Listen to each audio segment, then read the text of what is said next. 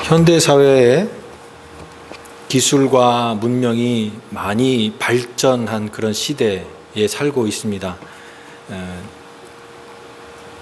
IT 기술이라든가 또 과학 문명이 굉장히 발달한 그런 시대에 살고 있지만, 그럼에도 상식이 통하는 사회, 그런 말을 많이 씁니다.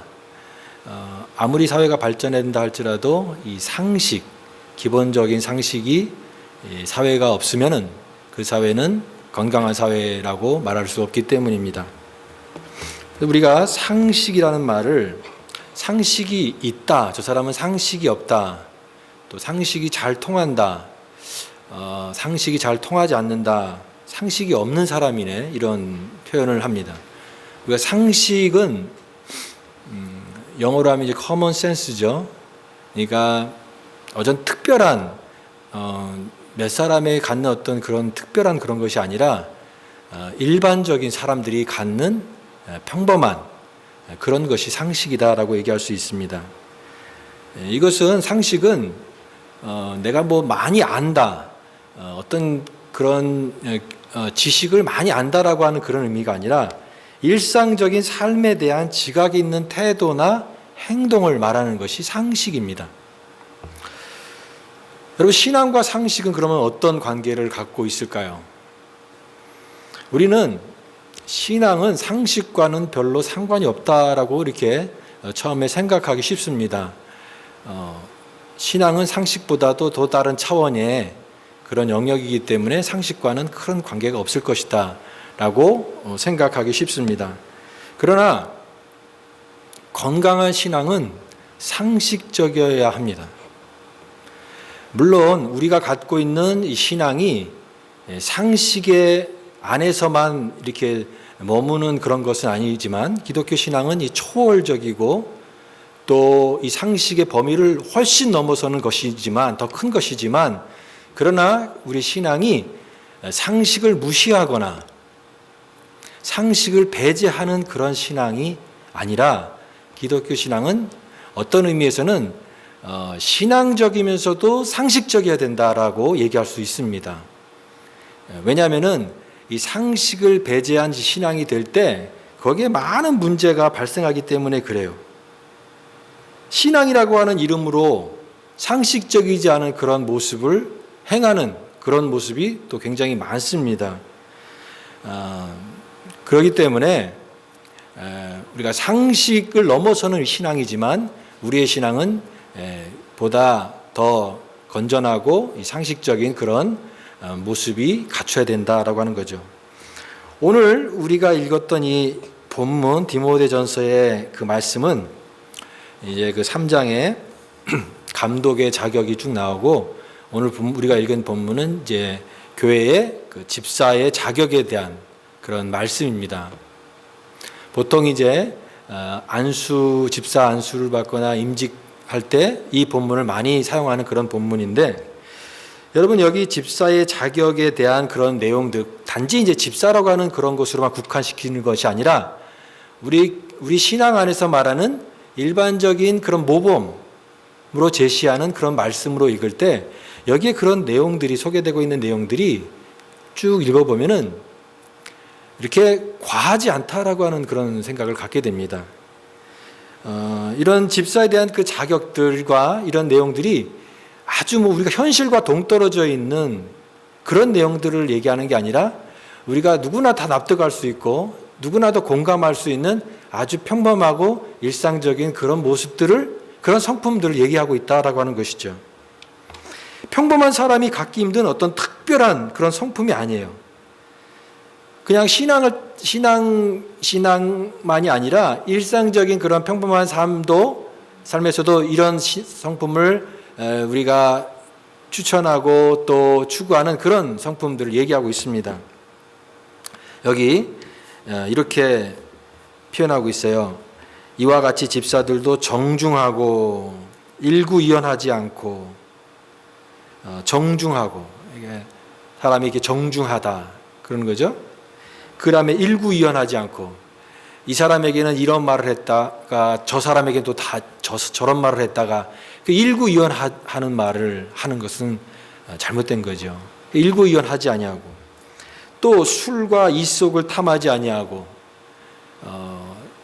어떤 한 것에 막 탐닉을 해서 중독이 된 그런 상태가 건강한 그런 상태가 아니에요. 술과 이속을 탐하지 아니하고, 이속을 탐한다라고 하는 것은 뭐 공금을 막 횡령을 한다거나 지나치게 물질에 대한 그 욕심 때문에 정도를 벗어난 그런 행태를 말하는 거죠. 깨끗한 양심, 또 정수, 이런 내용들이에요. 어떻게 보면은 어떤 굉장히 고귀한 그런 목표라든가 웬만한 사람들은 도달할 수 없는 굉장히 높은 그런 수준의 그런 희망사항, 그런 것이 아니라 아주 평범하고 또 귀한 그런 모습들이라고 하는 것이에요. 슈바이처가 되라, 아프리카에 가서 자기의 인생을 헌신한 슈바이처가 되라, 그런 얘기도 아니고, 인도의 마더 테레사 같은 그런 성녀 같은 그런 삶을 살아라, 그런 말도 아니에요. 사랑의 원자탄 손양호 목사님처럼 자기를 그 원수를 자기 아들로 삼는 그런 사랑의 원자탄 같은 그런 사람이 되라, 그런 얘기도 아닙니다. 그저 누구나 인정받을 수 있는 그 무난한 사람, 오늘 본문을 쭉 읽어보면 신앙을 떠나서도 이런 사람 참 괜찮은 사람, 참 좋은 사람, 우리가 그런 사람이 되어야 된다라고 하는 그런 것입니다. 그래서 이렇게 결론을 내리고 싶습니다. 성경이 말하는 좋은 그리스도인은 세상에서도 좋은 그런 상식적인 사람이어야 된다라고 하는 거죠. 물론 우리 신앙 안에서 우리가 원하는 그런 모습이 있지만, 그러나 그것이 세상과 동떨어져 있는 그런 것이 아니라 세상 속에서도 좋은, 세상 사람들이 좋게 생각하는, 누구나 이해할 수 있는 그런 사람이라는 하는 것입니다. 왜냐하면 믿음은 상식적이기 때문에 그렇다라고 하는 것입니다. 그런데 오늘 우리의 현실을 보게 되면 이 상식을 벗어난 이 신앙의 모습이 너무나 많다라고 하는 것입니다.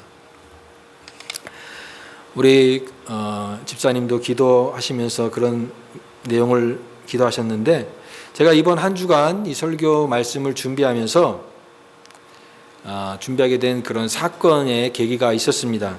지금 이런 미디어를 통해서 굉장히 이슈가 되고 있는 이 두 가지 사건을 오늘 여러분과 나누고 싶은데, 하나는 한국에서 일어난 사건이고 또 하나는 미국에서 일어난 사건입니다. 여러분도 지금 매체를 통해서 이런 내용들을 많이 들어보셨을 것입니다. 뉴스를 통해서 지금 한국에서 이 정인이 사건, 한 부부가 생후 8개월 된 여자아이를 입양을 했는데 심하게 학대를 해서 16개월의 나이로 세상을 떠난 그런 가슴 아픈 사건이 발생을 했습니다.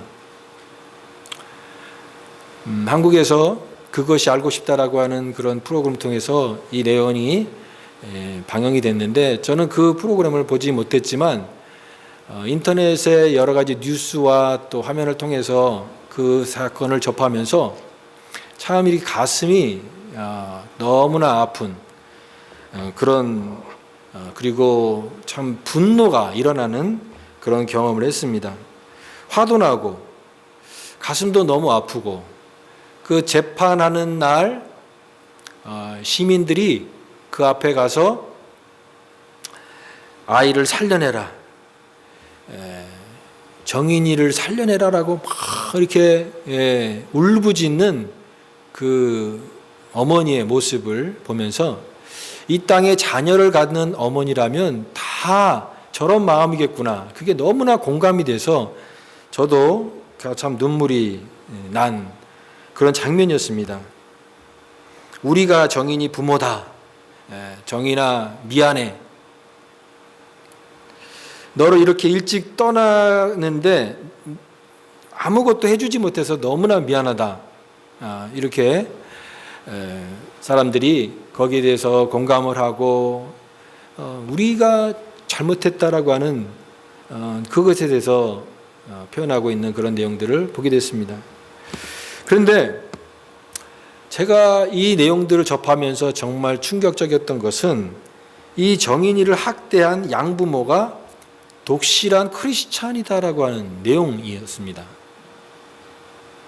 목회자 자녀예요. 그리고 이름만 대면 알만한 유명한 그런 기독교 대학에 다닌 사람들이라고 하는 그런 보도를 접하면서 충격을 받게 됐습니다.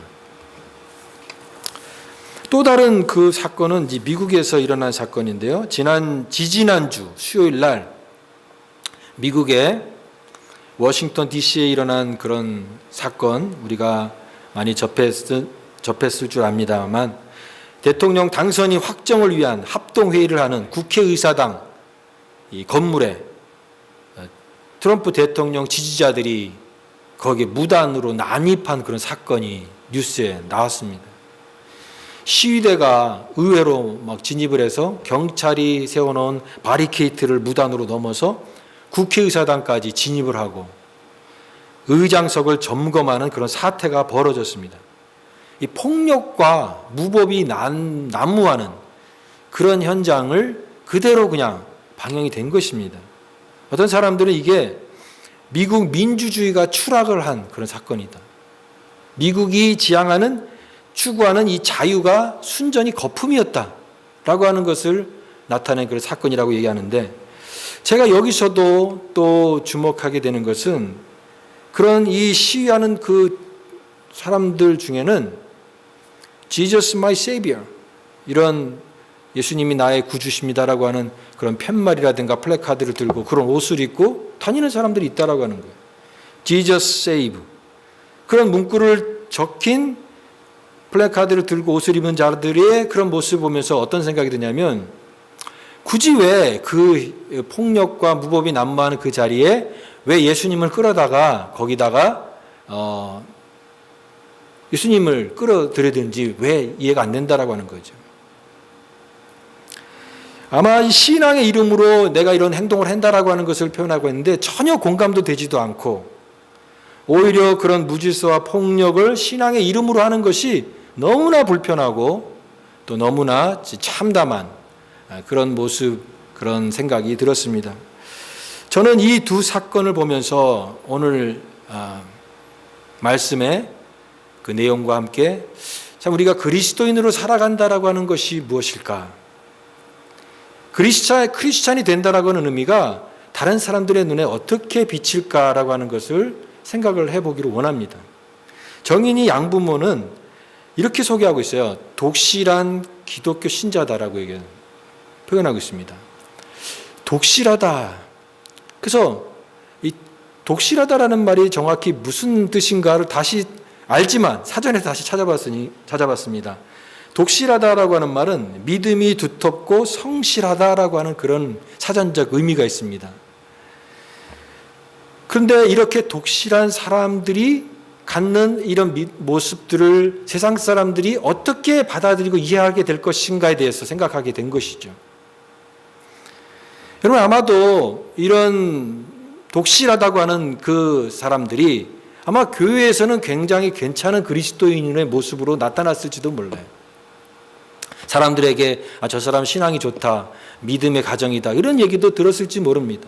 우리와 같이 이렇게 예배를 이렇게 은혜스럽게 드리고 나는 하나님을 예배하는 예배자입니다, 어디서나 나는 하나님을 예배합니다, 그 찬양 같이 부르면서 뜨거운 눈물도 흘렸을지도 모릅니다.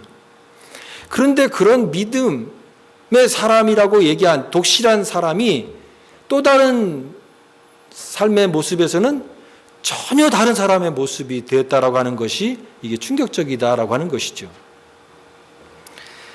정인이 그 부모님은 아멘을 하지 않으면 밥을 먹지 못하게 학대를 했다고 합니다.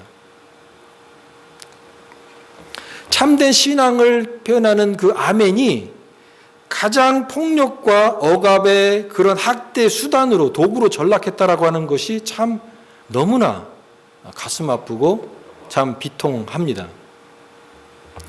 저는 이 사건을 통해서 우리가 그리스도인이 된다, 라고 하는 그런 의미를 좀 고민하고 우리가 다시 돌아보는 시간을 갖기를 원하는 것입니다.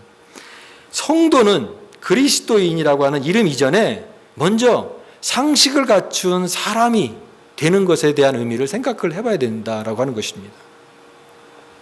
내가 성도이고 그리스도인이기 전에 나는 상식을 갖춘 그런 사람됨의 가치를 지키고 있는가? 라고 하는 것이죠. 왜냐하면 상식을 잃어버린 기독교 신앙이 오히려 하나님의 영광을 드러내거나 그리스도의 복음을 충만하게 하는 것이 아니라 오히려 세상 속의 해악과 또한 독을 전해주는 그런 마이너스적인 요소를 가질 수 있기 때문에 그런 것입니다. 그래서 어떤 사람이 저 사람 믿음이 좋다라고 했을 때 무조건 믿음이 있다고 좋게 볼 것이 아니라 반드시 그 믿음이 어떤 믿음인가, 상식적인 수준으로 그 수준에 합당한 그런 모습인가를 살펴봐야 되겠구나, 그거를 알아야 되겠구나라고 하는 생각을 갖게 되는 것입니다. 오늘 말씀도 그런 맥락에서 어떤 이 세상의 어떤 그런 삶과 동떨어진 그런 얘기를 하는 것이 아니라 가장 기본적이고 가장 상식적인 그런 사람됨, 바로 그런 사람됨이 바로 교회의 귀한 일꾼이 되고 하나님의 그 귀한 백성의 그런 모습이다라고 하는 것을 강조하고 있다라고 생각이 되는 것입니다. 오늘 이 말씀을 통해서 상식적인 그리스도인을 위한 오늘의 적용을 그러면 어떻게 우리가 생각을 해볼 것인가? 그리스도인 됨의 의미는 일상의 우리의 평범한 삶의 의미를 떠나서 다른 어떤 그런 것과 이게 구별이 되는 그런 것으로 너무 생각하는 경향이 있습니다. 그러나 우리의 신앙은 이런 상식과 기본을 잘 지키는 일상 속에서의 가치를 지켜내는 것입니다. 신앙이라고 하면서 상식과 기본을 막 무시하고 별개의 영역이라고 생각하는 그런 이런 이 사고 방식이 문제이다라고 하는 거죠. 일상에 임하는 하나님의 나라를 봐야 된다라고 하는 것입니다. 하나님은 초월적인 하나님이시지만 우리가 믿고 있는 신앙도 초월의 그런 신앙의 영역이 있지만 그러나 하나님의 나라는 우리가 살아가는 평범한 매일매일의 평범한 일상 속에 하나님의 나라가 임하는 것이고 그 삶을 성실하게 살아내는 것이 건강하고 가장 신앙적인 신앙의 모습이다라고 하는 것을 우리가 놓치지 말아야 된다라고 하는 것입니다. 어느 지역에 홍수가 났습니다. 홍수가 나서 막 가축들이 막 떠내려가고 물난리가 난 거예요. 사람들이 다 아우성치고 다 죽게 생겼는데 어떤 사람이 지붕에 올라가서 이제 물이 자꾸 차오르니까 피신을 해서 지붕에 올라가서 기도를 합니다. 하나님 도와주세요. 저 좀 구해주세요. 간절히 기도를 하는데 홍수 이렇게 물 떠내려가는데 뗏목을 타고 이제 간신히 뗏목을 타고 이렇게 사람들 구출을 해서 가는 그 뗏목을 탄 사람들이 손짓을 하면서 지붕에서 빨리 내려오라고 여기 뗏목으로 내려오라고 얘기하는데 그 사람이 이렇게 대답했습니다. 괜찮습니다. 그냥 가세요. 저는 기도했기 때문에 괜찮습니다. 이렇게 대답했다고 하는 거예요. 그 사람 생각이 하나님 앞에 기도했으니까 이런 방법 말고 하나님께서 특별한 방법으로 나를 구해 주실 것이야. 이렇게 생각한 것입니다. 그때 뭐 그냥 갔어요. 근데 이제 물이 점점점 차오르니까 이제 지붕까지 이제 거의 차오른 거예요. 다급합니다.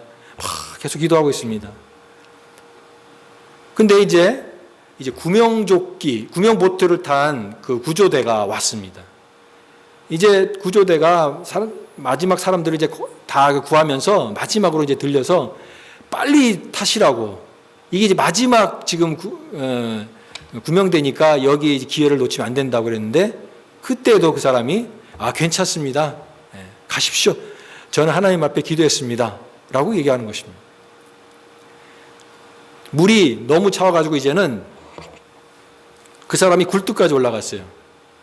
굴뚝에서 간신히 지금 버티고 있는데 하늘에서 이제 헬기가 딱 뜨면서 헬기에서 이제 사닥다리가 쫙 내려오면서 다리 여기 이제 올라타게끔 하는 것인데, 그때에도 그는 그걸 마다하고 괜찮다고 가라고 그런 것입니다.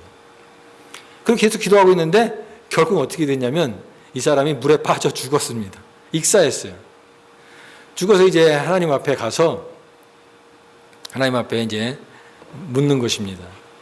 제가 이렇게 열심히 기도했는데 왜 하나님 안 도와줬습니까?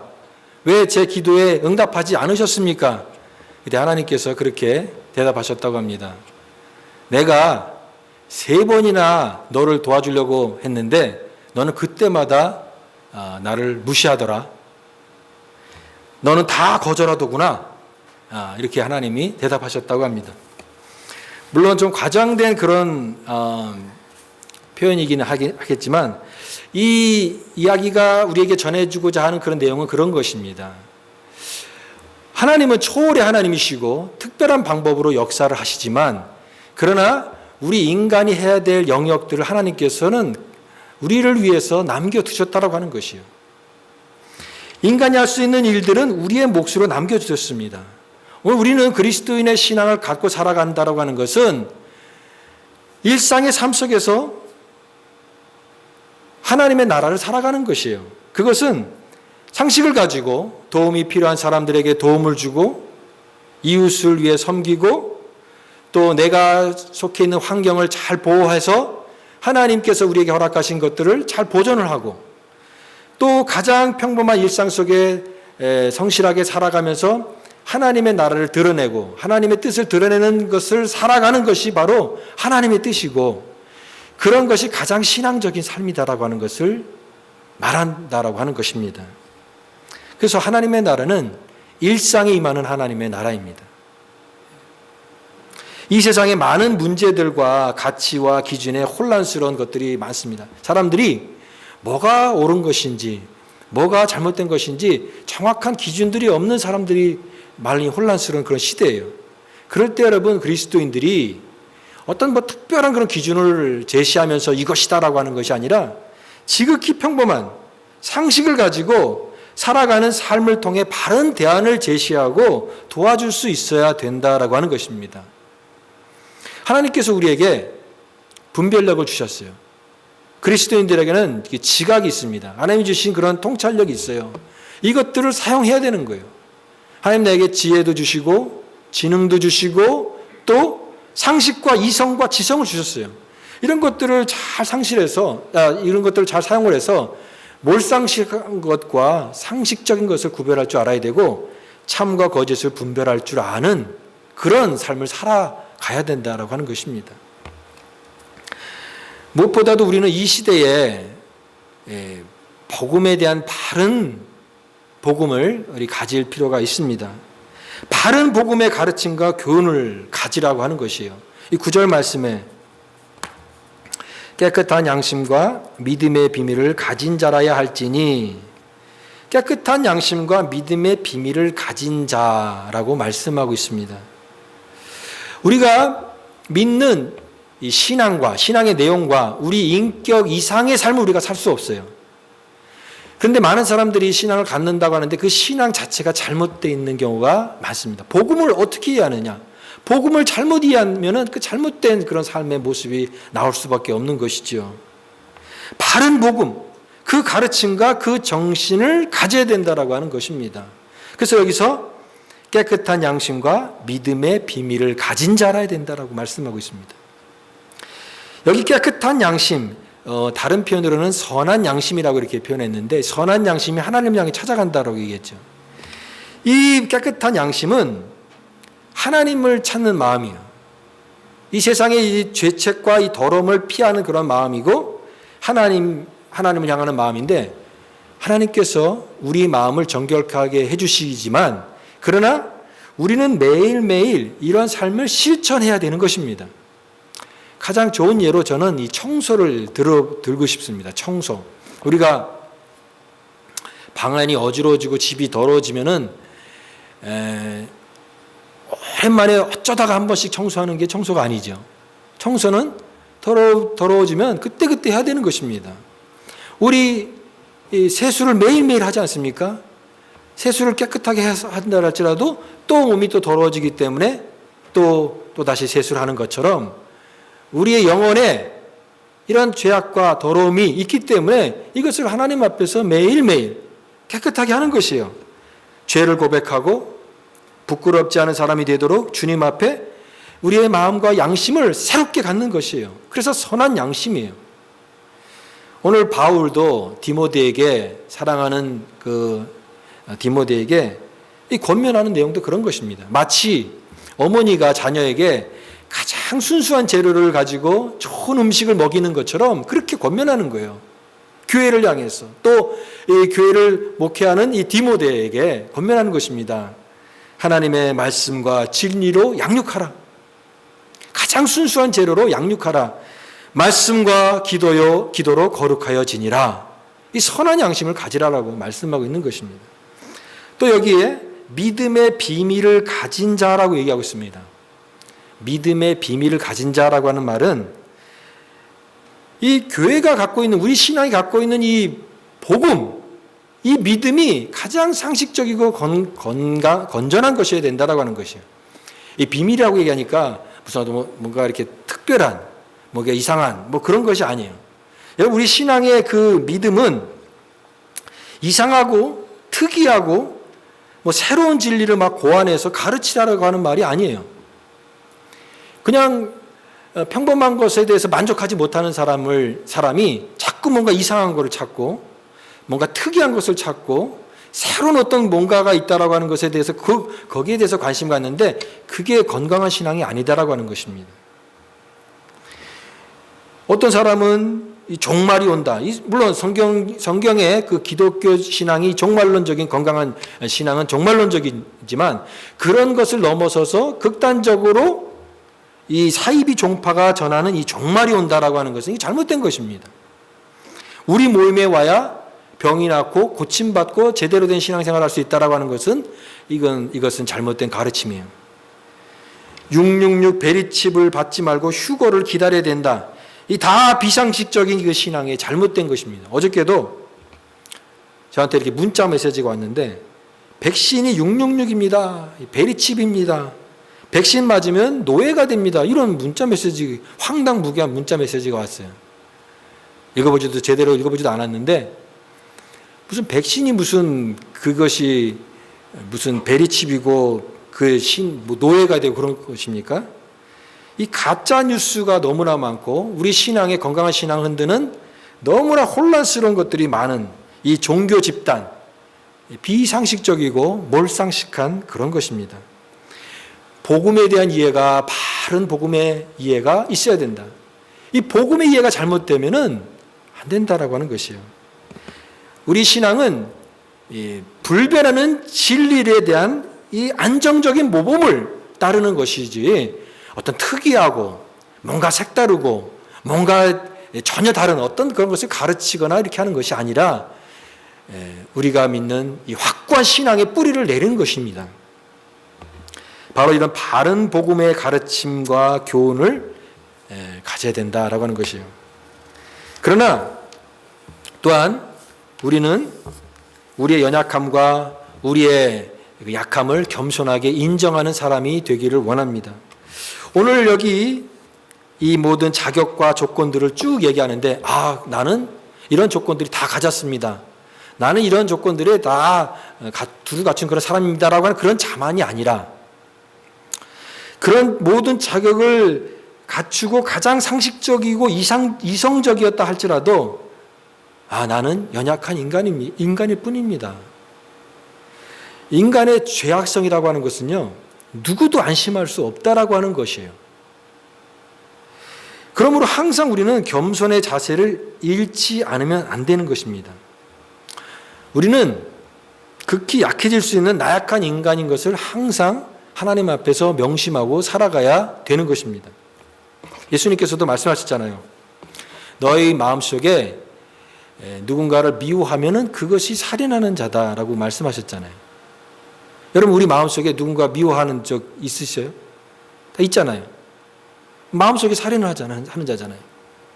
극히 미워하고 우리도 순간순간 누군가를 굉장히 막 미워하는 마음이 들기도 하고 또 내 마음속에 분노의 마음도 일어날 수 있고 그 분노가 막 쌓여서 어느 순간에 막 폭발적으로 막 폭발하고 싶은 그런 화살처럼 폭발할 수 있는 그런 죄인의 그런 모습이 가능성이 우리 안에 다 있다라고 하는 것입니다.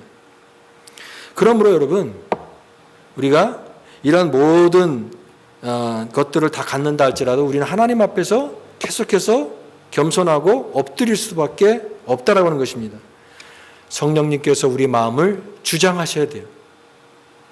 나는 언제든지 넘어질 수 있는 그런 연약한 존재이기 때문에 하나님께서 나를 붙잡아 주셔야만 내가 설 수 있다라고 하는 그 고백인 것이에요. 그리스도 예수의 사람은 그 정과 욕심을 십자가에 못 박았느니라. 이제 내가 사는 것은 나를 사랑하사 나를 위하여 자기 몸을 부으신 하나님의 아들을 믿는 믿음 안에서 사는 것이라. 이제 내가 죽고 내 안에 예수 그리스도가 사는 것이에요. 십자가를 우리가 붙들 때 주님께서 우리의 연약한 우리의 모습을 주님께서 붙잡아 주시는 것입니다. 세상 사람들이 신자가 되고 그리스도인이 됐는데 뭐가 다르냐? 믿지 않는 사람들과 뭐가 다르냐라고 우리에게 묻습니다. 저는 감히 우리는 삶과 신앙이 같은 일치하는 사람입니다 라고 자신 있게 대답하기가 힘든 것 같아요. 그러나 적어도 우리는 이렇게 대답하기를 원하는 것입니다. 내가 삶과 신앙이 똑같이 일치하는 삶을 살지는 못한다 할지라도 적어도 우리의 삶과 우리의 신앙이 일치되도록 애쓰면서 살고 있다. 이렇게 고백하는 자가 되기를 원하는 것입니다. 그게 그리스도인인 것입니다. 그리스도인은 그리스도를 따르고 그리스도가 원하는 대로 살아가려고 오늘도 애쓰면서 살아가는 그런 사람이에요. 그래서 그런 사람은 상식적인 사람인 것이고 상식적인 그리스도인이 바로 건강한 생각, 건강한 믿음을 가지고 살아가는 자인 것입니다. 오늘 그런 사람에게 주님께서 약속해 주시는 말씀은 13절의 말씀입니다. 13절의 말씀을 같이 한번 읽어보겠습니다. 시작. 집사의 직분을 잘한 자들은 아름다운 지위와 그리스도 예수 안에 있는 믿음의 큰 담력을 얻느니라. 아멘. 여기 집사의 직분만이 아니라 우리가 평범하고 아름다운 그런 정상적인 그리스도인이라고 한다면 바로 이와 같은 삶을 살아야 된다라고 하는 것이에요. 상식적인 삶으로 또 건강한 신앙을 가지고 살아갈 때 그 직분을 감당할 때 아름다운 지위와 그리스도 예수 안에 있는 믿음의 큰 담력을 얻게 될 것이다. 주님께서 믿음을 더해 주신다고 말씀하고 있습니다. 여러분 오늘 우리가 그리스도를 바르게 따르는 자들로 우리가 한 걸음 한 걸음 나아가길 원합니다. 저는 오늘 이 말씀의 그 내용을 담은 이 찬양과 이 가사를 생각하면서 이 가사를 고백하면서 찬양 드리기를 원하는 것입니다.